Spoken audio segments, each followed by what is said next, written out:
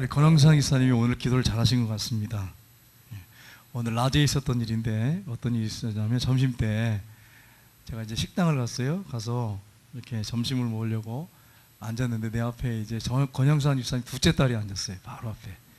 그래가지고 이제 기도를 하고 먹으려고 하는데 얘가 손을 모으고 기도를 안 끝내는 거예요. 계속 기도하고 있어요. 그 먹을 수가 있어야지 목사가. 그래가지고 한참을 봤어요. 내 시계도 보고 얘가 얼마나 기도하나. 손을 모으고 이렇게 계속 기도하는 거예요. 근데 그 모습이 너무 아름다워가지고 밥맛을 제가 밥이 이제 먹을 마음이 없어진 거예요. 얼마나 간절히 기도하는지 그 앞에 앉아가지고 너무너무 사랑스러운 거예요. 그래서 야 너무 귀하다 그러면서 얼굴을 한참 바라보고 기도하는 모습 보면서 너무 감사했고 기뻤는데 오늘 또 마침 우리 권영선 집사님이 또 대표 기도를 또 하신다니까 어쩌면 이렇게 딱 맞는지 모르겠어요. 그 딸을 정말 축복하시고 기도 많이 주십시오. 얼마나 하나님 귀하게 들었을지 기대가 됩니다. 그냥 손을 탁 모으고 간절히 기도하는데 너무너무 그 진실된 기도가 아름답더라고요.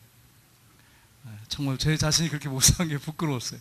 저도 식사할 때 이렇게 손 모으고 기도하고 이래야 되는데 그게 안 돼서 많이 부족합니다.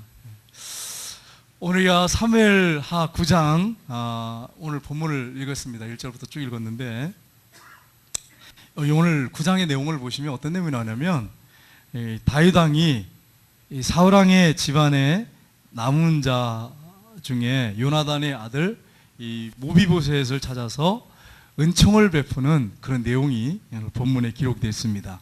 그런데 이 모비보셋은 두 다리를 다 저는 절름발이었습니다.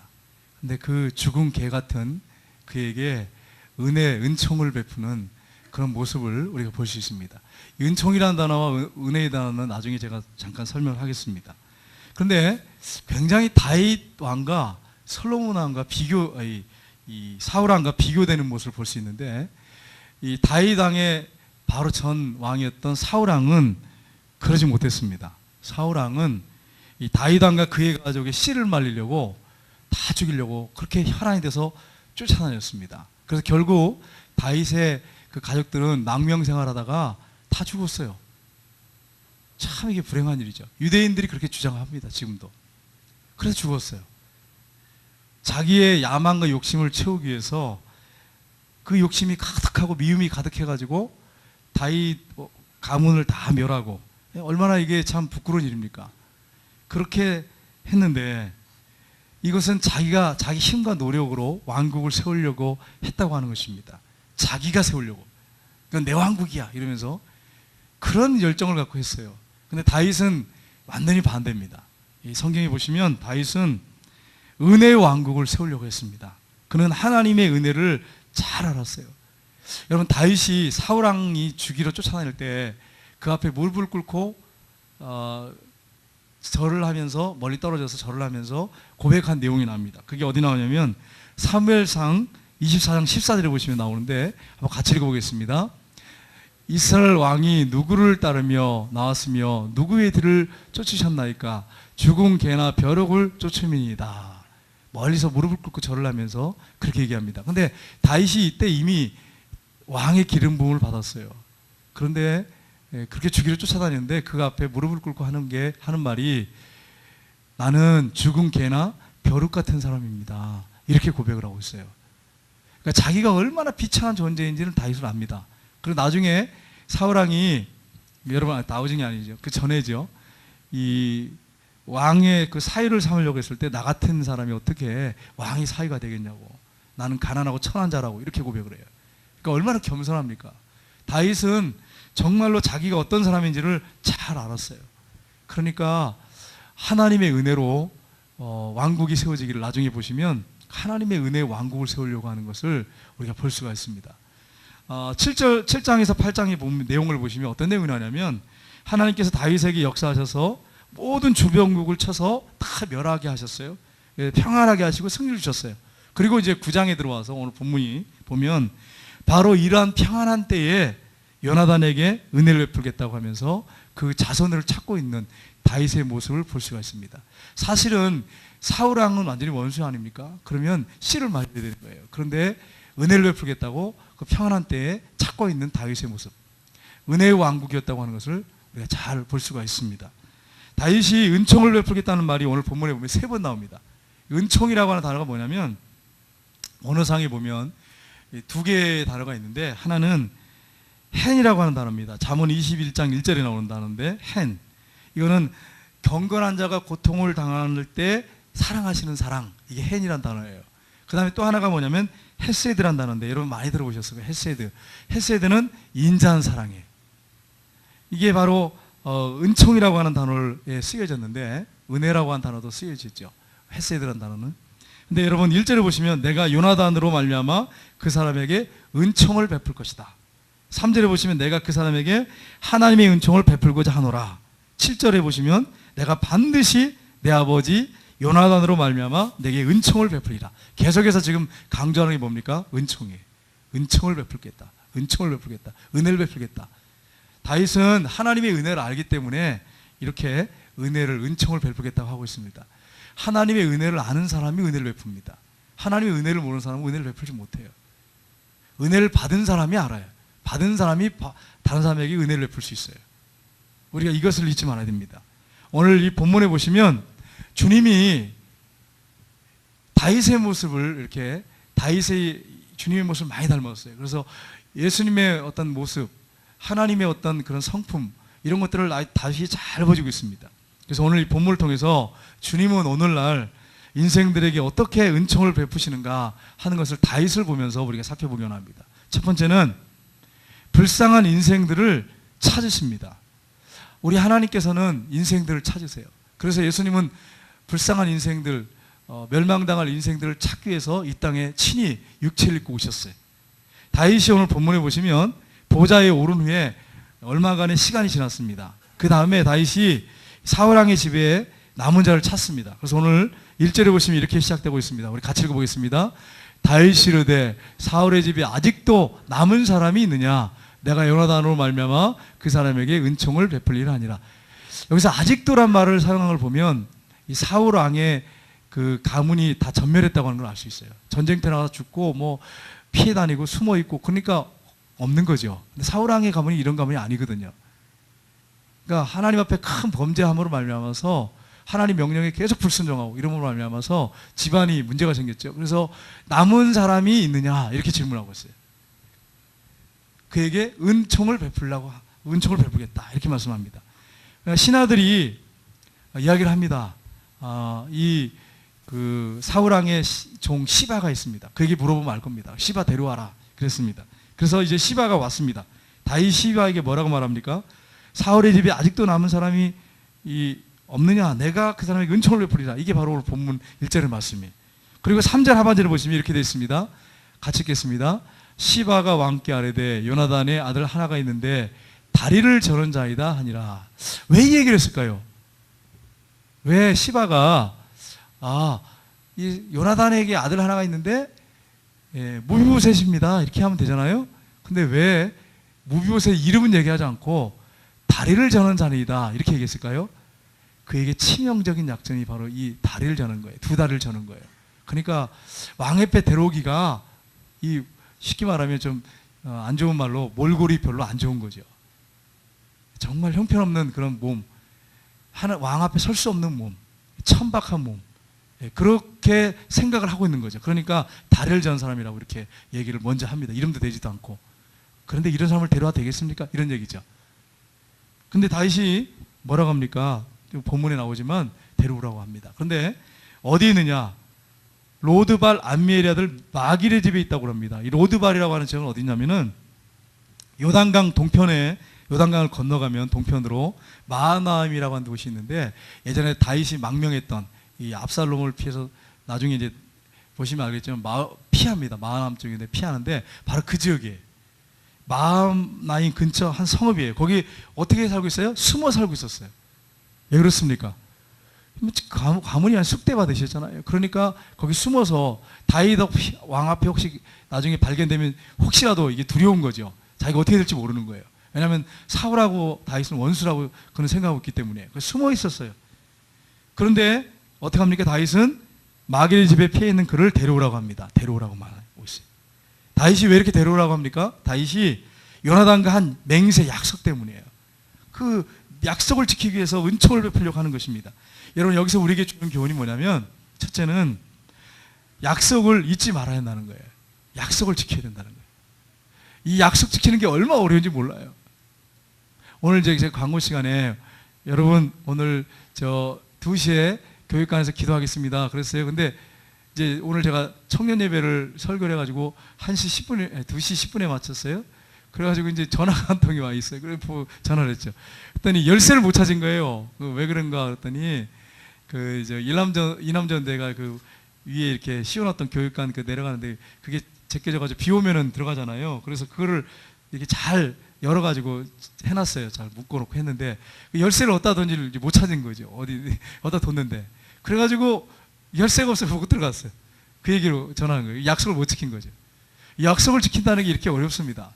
그러나 우리가 사람이기 때문에 못 지킬 수 있지만 최선을 다해서 우리가 사람에게 한 약속을 지켜야 돼. 이건 하나님 앞에 한 약속이기 때문에 최선을 다해야 돼. 못 지킬 수 있는 환경이 벌어지기도 합니다. 일들이 있어요. 그러나 최선을 다해 지켜야 됩니다. 상대방이 요구하지 않더라도 약속한 거에 대해서는 지켜야 돼요. 모르더라, 기억하지 못하더라, 그러면 안 돼. 기억하지 못하더라도 얘기를 하고 언급하고 약속한 것은 지키도록 노력해야 됩니다. 그게 하나님 백성들이 해야 할 일이에요. 하나님께서 우리에게 한번 약속하시면 신실하게 지키신 분이잖아요.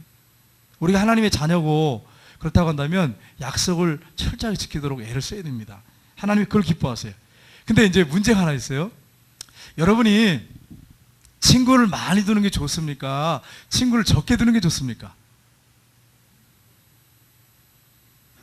여러분, 친구를 많이 두는 게 좋습니까? 적게 두는 게 좋습니까? 우리는 양적이잖아요. 우리 대한민국 사람들 대부분 양이에요, 양. 질보다는 양이야. 그래가지고 뭐든지 양도 많이 나와야 되고 막 이러잖아요. 배부르게 먹어야 되고. 근데 성경에 보면은 진실된 친구를 사귀래요. 친구를 많이 두지 말래요. 어디 나옵니까? 잠언 18장 24절 보겠습니다. 같이 읽겠습니다. 많은 친구를 얻는 자는 해를 당하게 되거니와 어떤 친구는 형제보다 친밀하니라. 친구를 많이 두라는 거예요? 많이 두지 말라는 거예요? 많이 두지 말라는 거예요. 친구를 두라는 거예요. 두는데 진실된 친구, 형제보다 나은 친구들이 많다. 그런 친구들이 있다는 거예요. 그런 친구들 두라는 거예요. 친구를 많이 두면 뭘 당한다고요? 해를 당한대. 해를 당한대. 그러니까 여러분, 혹시 자녀들 중에 친구가 많은 분들이 있으면, 우리 아들도 참 걱정스러워요. 지금 친구가 많아가지고 전화해로 뭐 어느 친구하고 식사하고 어느 친구하고 있어요. 걱정스러워 죽겠어요. 그 친구들하고 하도 많아갖고 막 전화하면 친구들하고 있네. 그래서 성격이 좋아서 친구 사귀는 건 좋아요. 그 성품에 대해서 좋은데 친구를 많이 사귀면 해를 당하게 될 수 있다는 거예요.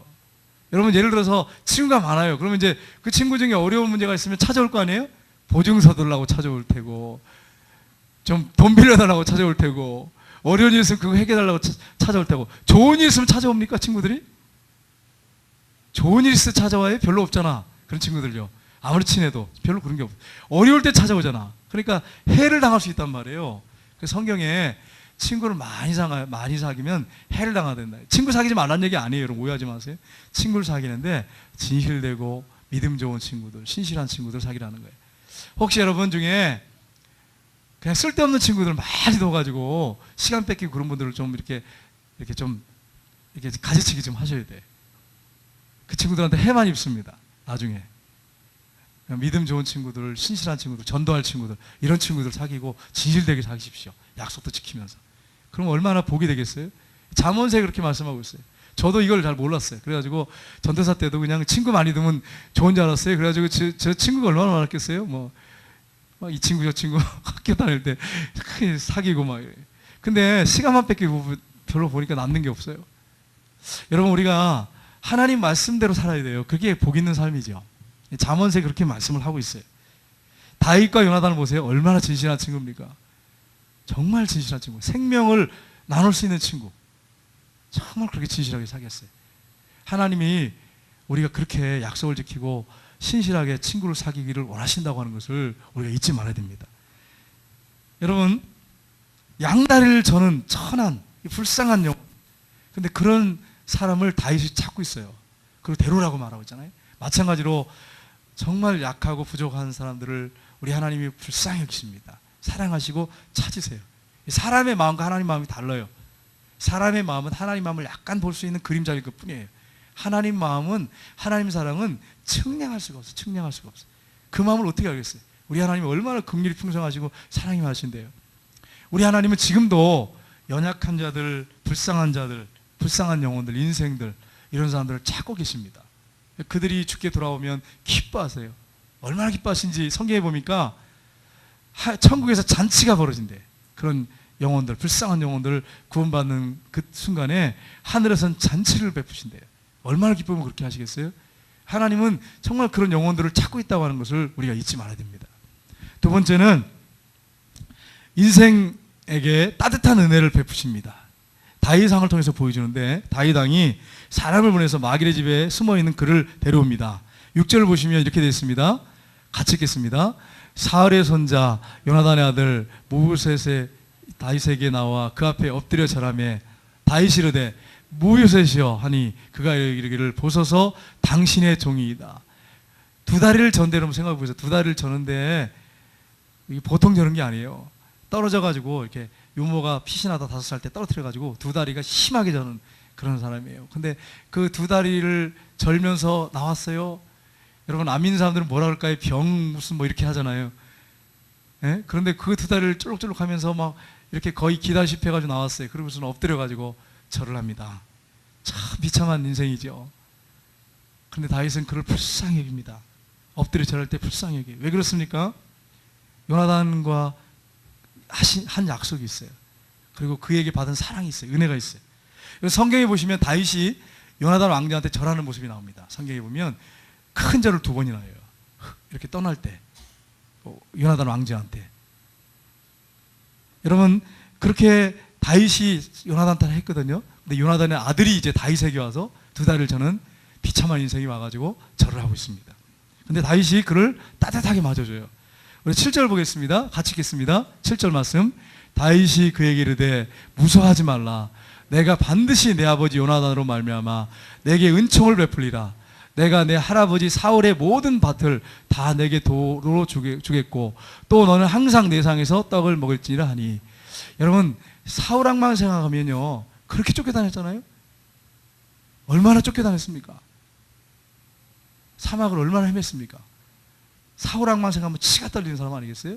근데 보세요 뭐라고 합니까? 다윗이 무서워하지 마라. 두려워 떨고 지금 있는 것 같아요. 왜냐하면 자기가 죽을지 모르잖아요. 할아버지가 잘못한 게 있는데 다 알고 있는데 목이 날아갈 수 있잖아요. 그러니까 두려워 떨고 있으니까 두려워하지 마라. 그러면서 내가 반드시 그건 지키겠다는 얘기죠. 내 아버지 요나단으로 말미암아 내게 은총을 베푸겠다. 그러면서 내 할아버지 사울의 모든 얼마나 할아버지에게 있을 때 얼마나 철렁했겠어요. 모든 밭을 다 내게 도로주고 또 너는 항상 내 상에서 떡을 먹을지니라. 얼마나 큰 철렁입니까? 정말로 천박하고 불쌍한 인생, 정말 볼품없는 인생, 그 인생한테 항상 내 상에서 먹어라. 이렇게 지금 따뜻하게 은혜를 베풀고 있는 것을 봅니다. 여러분 이게 요나단과의 언약 때문이에요. 사무엘상 20장 14절 15절에 보면 이렇게 얘기했습니다. 너는 여호와의 인자하심을 베풀어서 나를 죽지 않게 할 뿐 아니라 나의 씨에도 그렇게 하라. 뭡니까? 요나단이 한 얘기예요. 내 후손에게도 내 씨에게도 그렇게 해라. 그렇게 하겠다고 했어요. 약속한 거죠. 이 약속을 지키고 있습니다. 다윗은 이것이 하나님 앞에 한 약속이라고 한 걸 그는 분명히 그걸 믿고 있었어요. 그래서 이 약속을 철저하게 지키는 것을 보게 됩니다. 다윗이 왕의 권세로 무보셋의 할아버지 갖고 있던 그 재산들을 다 돌려주겠다고 이렇게 말하고 있습니다. 근데 여러분 보세요. 무보셋은 다윗의 그 은총에 크게 놀라서 고백을 합니다. 얼마나 이게 놀라운 고백이에요? 놀라면 이런 고백을 했겠습니까? 8절에 보시면 이렇게 고백합니다. 같이 읽겠습니다. 그가 절하며 이르되 이 종이 무엇이기에 왕에게 죽은 개 같은 나를 돌아보시나이까 하니라. 여러분 이 고백이 아까 제가 잠깐 언급했지만 누구 고백이에요? 다윗의 고백이에요. 다윗이 사울왕 앞에 엎드려가지고 뭐라고 고백했어요?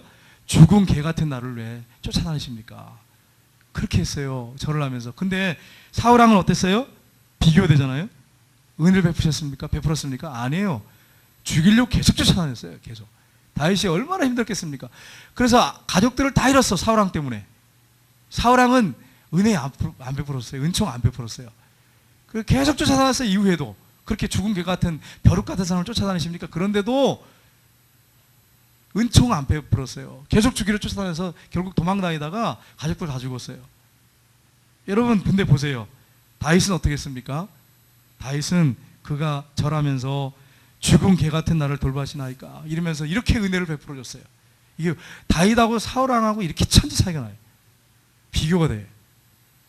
여러분 우리가 이 땅을 살아간 동안에 해야 할 일이 뭐냐면, 우리가 하나님 앞에 은혜를 받았으면, 인총을 받았으면 우리도 그 하나님의 인자한 사랑을 다른 사람들 베풀어야 됩니다. 우리 하나님은 비를, 햇빛을 악인과 선인에게 동시에 내려주신다고, 비치신다고 말씀하잖아요. 은혜를 모르는 자에게, 악한 자에게도 그렇게 한다고 말씀하잖아요. 그래서 우리가 해야 할 일이 뭡니까? 우리도 정말 은혜를 모르는 사람들이 있어요. 정말 아니올시다 그런 사람들이 있어요. 정말 못된 사람들이 있어요. 그런 사람에게도 우리가 은혜를 베풀어야 된다는 사실이에요. 하나님이 그렇게 하셨잖아요. 다윗도 그렇게 하고 있어요. 여러분 우리도 하나님의 은총을 체험했다면, 우리도 혹시 우리를 거스르는 사람이 있다면 그를 위해서 기도해 줄 수 있는 그런 마음을 갖고, 사랑의 마음을 갖고 기도하셔야 돼요. 원수처럼 보면 안 돼요. 이게 성경적이지 않습니다. 저 원수 저거 죽어야 되는데 저거 이렇게 하면 안 되는 거예요. 우리 하나님의 마음을 갖는다면 다윗처럼 은혜를 모르는 자들, 그런 가문에게도, 그런 사람에게도 은혜를 베푸셔야 됩니다. 우리 하나님이 그렇게 하시잖아요. 물론 마지막에 하나님 심판하십니다. 그가 돌이키지 않으면 반드시 심판하시는 분이십니다. 심판자시지 않습니까? 그러니까 우리가 해야 할 일은 하나님 앞에 맡기고, 심판을 하나님께 맡기고, 우리가 해야 할 일은 은혜를 모르는 자들 있잖아요. 하나님이 그렇게 하신다고 했잖아요. 은혜를 모르는 자에게도 하나님이 은혜를 베푸신다고요. 우리의 삶을 돌이켜보니까 저도 그래요. 하나님의 은혜를 너무 몰라. 지금까지 제가 이제 목회를 얼마나 했나 보니까 전도사 때부터 해가지고 지금까지 거의 한 30년 가까이 한 것 같아요. 근데 했는데 정말요. 하나님을 어떻게 표현하냐면, 제가 하나님 어떤 분이십니까? 제가 질문한다면, 한마디 제가 한다면, 하나님은 사랑이십니다. 이걸 그렇게 표현한 것밖에 없어요. 정말 하나님은 은혜를 모르는 저에게 날마다 하나님이 은혜를 베푸시고 자비를 베푸셨어요. 저에게 그렇게 하셨어요. 여러분에게 어떻게 하셨는지 여러분 한번 가만히 생각해 보십시오. 하나님의 은혜 여러분 보답 얼마나 하셨어요? 우리가 하나님의 은혜 보답 못했잖아요. 그럼에도 불구하고 하나님이 우리에게 은혜를 베푸시잖아요. 사랑을 베푸시잖아요. 그러면 우리가 어떻게 해야 되겠어요? 받은 은혜가 있는데 우리도 그렇게 해야 되는 거죠. 하나님이 그걸 원하신다는 거예요. 하나님의 마음을 아주 다윗이 잘 보여주고 있어요. 우리는요 자꾸 비교하면서 하나님께 원망합니다. 받은 은혜 안 생각하고 다른 사람과 비교해서 없는 거 가지고 자꾸 하나님 원망해요. 기도응답 못 받은 거 가지고 자꾸 원망하고 하나님 앞에 불평하고 그래요. 하나님 앞에 감정이 안 좋은 분도 있어요. 어떤 분들은요. 하나님께 지금까지 받은 은혜가 얼마나 큰데 그거 생각 안 하고 지금 없는 거, 다른 사람하고 비교해서 내가 지금 소유하지 못한 거, 기도했는데 응답 안 해주는 거, 이거 가지고 원망 불평할 게 아니라 나에게 주신, 하나님이 지금까지 주신 은혜, 그걸 기억하면서 하나님 앞에 감사하고, 또 주변에 은혜를 모르는 사람들이 있어요. 내가 그렇게 베풀어 준데도 모르는 사람이 있어요. 그런 사람에게도 우리가 자비를 베풀어야 된다는 사실입니다. 세 번째는 인생에게 기업을 주시고 긍휼히 여기십니다. 다윗 왕이 무비보셋에게 할아버지 사울 왕이 모든 기업을 줍니다. 사울 왕은 큰 기업을 소유하고 있었습니다. 우리 9절 말씀 보겠습니다. 9절 말씀. 왕이 사울의 시종 시바를 불러 그에게 이르되 사울과 그의 온 집에 속한 것은 내가 다 내 주인의 아들에게 주었노니. 여러분 시바는 이 사울 왕에 속했던 사람이에요. 종이었어요. 섬기던 종이었어요. 그런데 그에게 뭐라고 합니까? 시바한테 사울 왕과 그의 온 집에 속한 것은 내가 다 그의 주인의 아들 무비보셋이죠. 그 아들에게 주노니 이렇게 말하고 있습니다.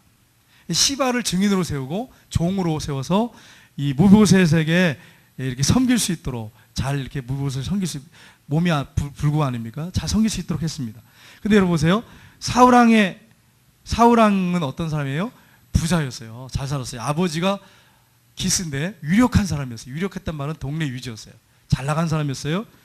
이 사울 왕에게도 재산이 많았어요. 그래서 보면 성경에 보면 친아들에게 줄 밭과 포도원들을 가지고 있었고, 성경에 보면 괜찮게 살았어요. 사울 왕은 괜찮은 사람이에요. 재산이 많이 있던 사람이에요.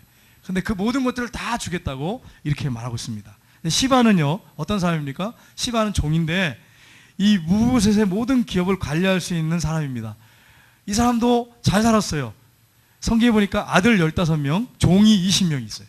그러니까 시바가 종이에요. 종인데도 종이 몇 명이에요? 20명 있었어요. 사울왕의 종이었는데도 종이 20명 있었어요. 그래서 여러분 이거 보면은 이 사람이 얼마나 잘 살았는지, 사울왕이 얼마나 잘 살았는지를 우리가 알 수 있습니다. 근데 그 모든 걸 줍니다. 7절에서 13절에 보시면 반복해서 3번이나 말한 것이 있습니다. 7절 하반절, 10절 하반절, 13절 하반절 3번이나 말하고 있는데, 이 무브보셋에게 이렇게 말합니다. 너는 항상 내 상에서 먹을지니라. 3번이나 얘기를 하고 있어요. 여러분, 예를 들어서 문재인 대통령, 지금 대통령이 되셨는데, 그 식사를 하죠. 아침, 점심, 저녁을 먹는데, 2다리를 심하게 저는 사람이 날마다 같이 식탁에 앉아서 밥을 먹어. 여러분 어떻게 생각하십니까? 어떻게 생각하세요? 여러분이 왕이라면, 다윗 왕이라면 날마다 봐. 죽을 때까지 봐야 돼. 죽을 때까지. 자기가 죽을 때까지. 항상 내 상에서 먹어야 된다고 3번이나 얘기했잖아요. 그러면 보세요. 날마다 2다리를 절고, 진짜 지금 같으면 고치기라도 하지, 수술해도. 그때는 그런 게 없잖아요. 평생 그렇게 살다 죽어야 되잖아요. 2다리를 심하게 절어. 그리고 와서 앉아서 상에서 같이 먹어. 늘 식사할 때마다 왕자들 팀에 껴가지고 같이 식사를 해요. 여러분 이거 보세요. 이게 얼마나 큰 은총입니까? 이거보다 큰 은총이 어디 있겠어요? 재산 받는 것보다 더 큰 총은 그 식탁에 앉아서 먹는 거예요, 사실은. 여러분 선택한다면 어느 걸 선택하시겠어요? 예를 들어서 여러분이 어떤 왕이 있다면, 지금은 대통령은 이제 뭐 이렇게 임기가 지나면 끝나는데, 왕이 있는데, 이 왕은 한 번 왕이면 죽을 때까지 왕이잖아요. 근데 그 왕이 여러분한테 선택하라고 한번 질문하면, 평생 내 상에서 밥을 먹을래? 아니면 재산 내가 그 있는 거 다 너한테 주는데 그걸 선택할래? 평생 내 상에서 밥을 먹을래? 그럼 여러분 뭘 선택하시겠어요? 예? 저는 저 같으면 평생 왕의 상에서 먹겠다 그랬어요. 왜요? 밥 먹다가 왕이요, 뭐 이런 일 얘기도 하고 있어요. 뭐 나를 죽이겠어요? 뭐 쫓아내겠어요? 평생 넌 내 상에서 먹어라. 내가 은총을 베푸겠다 그랬단 말이에요.